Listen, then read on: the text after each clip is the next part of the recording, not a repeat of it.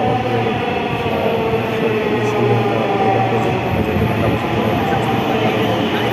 এইখানে যে কথাগুলো আমি বলতে চাচ্ছি, এখানে ভেন্টিলেশনের জন্য সুন্দর ব্যবস্থা আছে, যে আলো বাতাসের সব ব্যবস্থা আছে, কিন্তু এখানে সবচেয়ে দুঃখজনক বিষয় হচ্ছে যে কোথাও আপনি পিওর ওয়াটার ড্রিঙ্কেবল ওয়াটারের কোনো ব্যবস্থা নেই এখানে।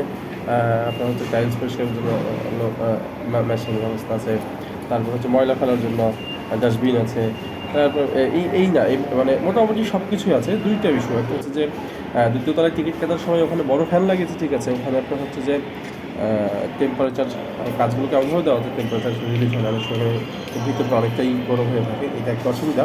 আর যে কোথাও ড্রিঙ্কেবল ওয়াটার নেই, এটা অবশ্যই এই যাত্রীদের জন্য অবশ্যই একটা দুর্বিষহ হতে ব্যাপার।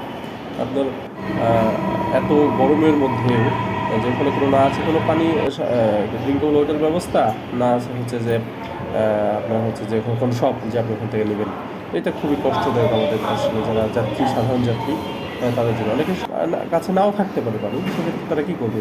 তবে যারা ভিতরে কাজ করতে হয় তাদেরকে দেখলাম, তাদের জন্য স্পেশাল আলাদা ব্যবস্থা নেই, তারাও দেখলাম নিজেরা